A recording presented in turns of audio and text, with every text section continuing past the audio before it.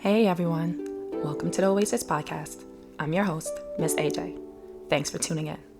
An oasis is something that provides refuge, relief, or pleasant contrast, and that is exactly what you can find tuning into the Oasis podcast. This will be a space where I and special guests will be cultivating intentional and honest conversations about life's journey. So what are you waiting for? Subscribe now. Also follow us on Instagram at the Oasis Podcast. That's THEOASIS Podcast. Hey y'all, welcome back to the Oasis Podcast. So I want to try something different with you all, and I want to start incorporating little mini episodes about things that I've learned to be true. So that's exactly what the podcast episodes are going to be entitled, and they're going to focus on things that I've learned in my experiences to be true, and hopefully you all can connect with them as well. And I'm going to drop quite a few solo episodes to address just some life things that's been going on that I need to get off my chest and share with somebody. The first one being yesterday, I had my first appointment with a fertility doctor, and it was such a big deal for me. I mean, some of you might know or not know, that fertility isn't a thing for women. It's an issue that a lot of Black women don't talk about, don't address. We just assume that people who want to have babies, they have them, right? And there's no real work that goes into it outside of having sex, right? And busting a nut. But for those of us who are a little bit older, who waited, for a little bit older in life to get themselves together, whether it's the right job, right partner, whatever the case is, it does get harder in life, especially mid to late 30s.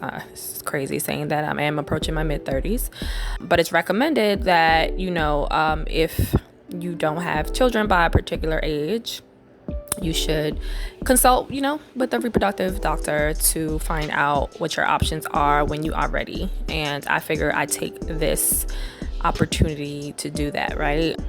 I've been thinking about my fertility for a while prior to COVID.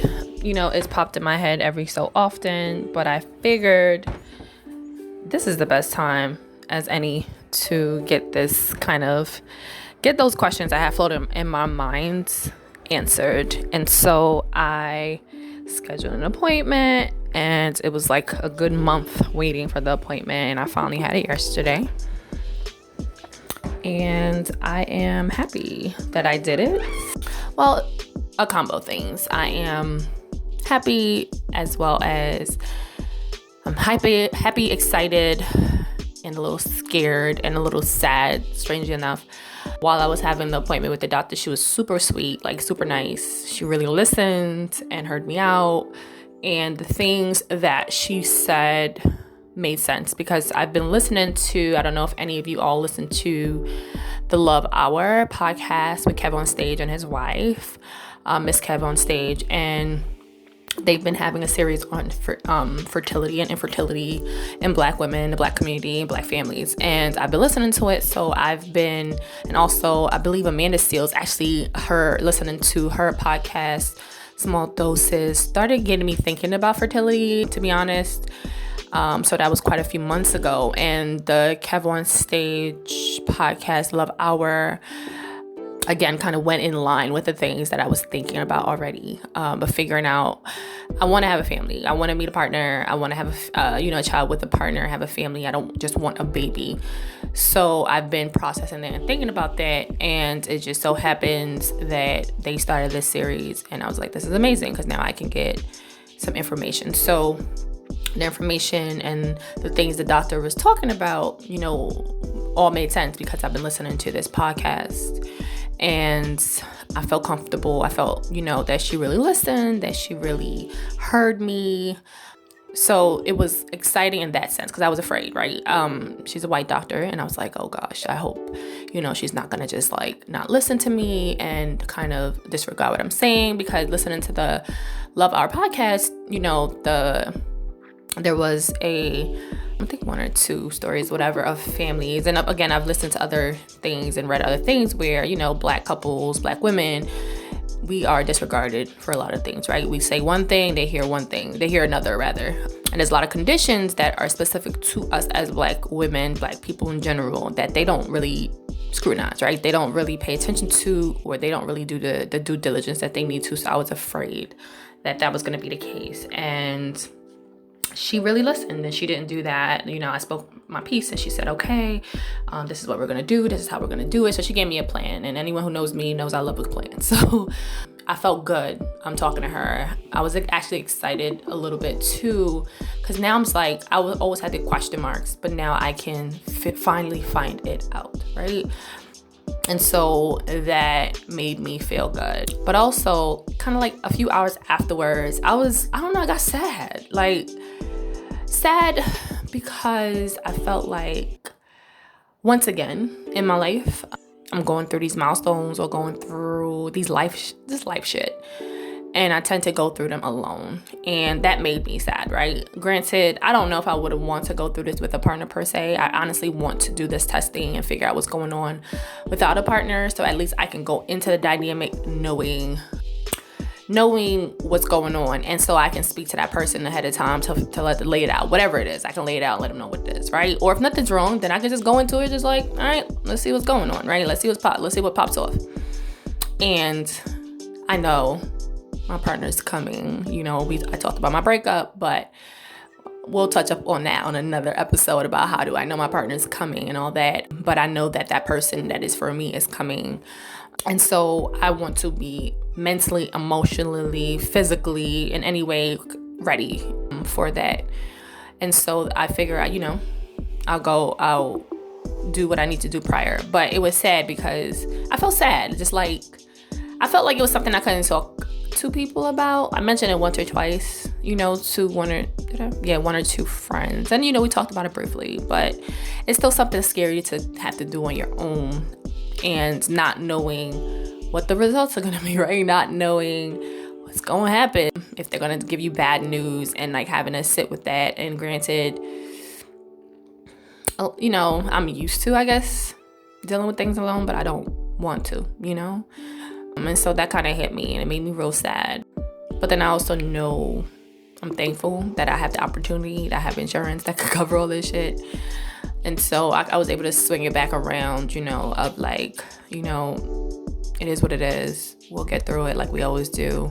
And this could be a good thing, right? This could really shift just a lot of questions and things and mindset that I've had.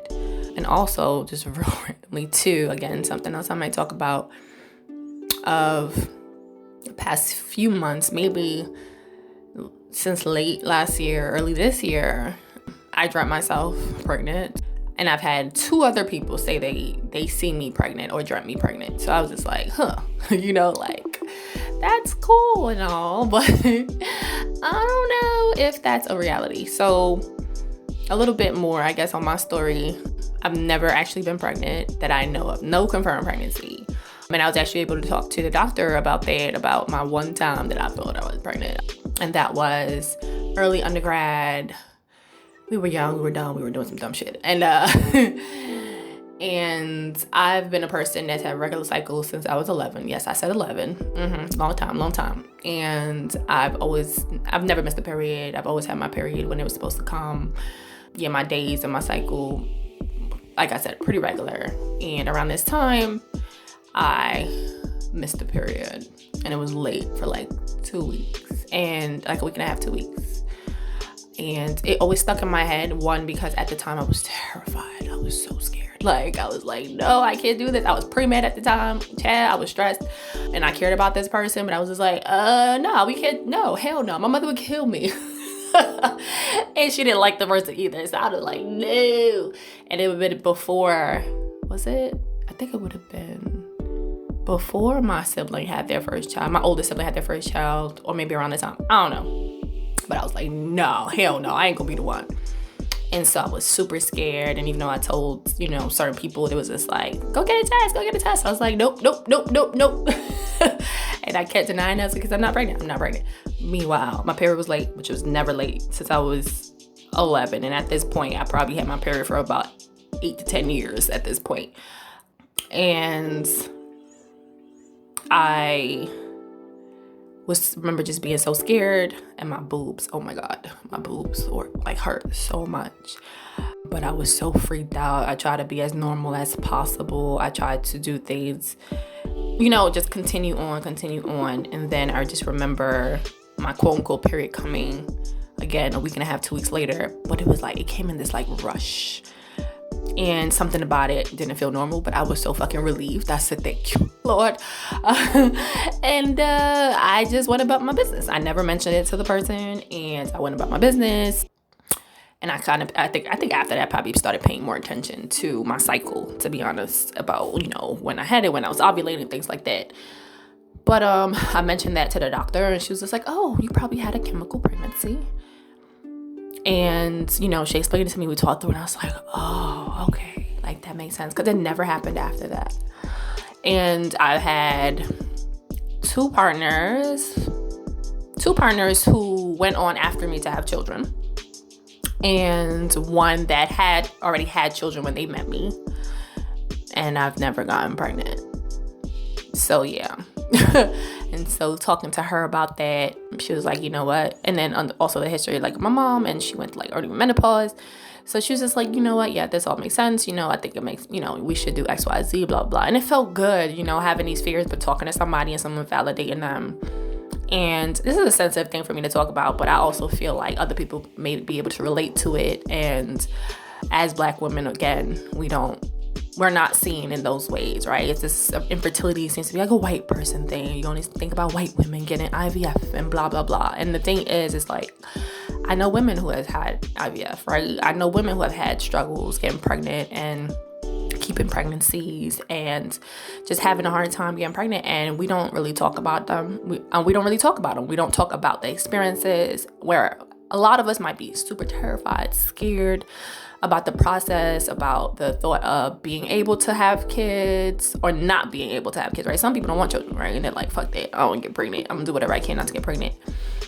So they're afraid of getting pregnant, whereas some people want to have kids and they just never have gotten pregnant. Maybe they've tried, maybe they haven't really consciously tried, but they know they've been doing whatever without protection. And I feel like those stories need to be told. And so I figured I'll share it.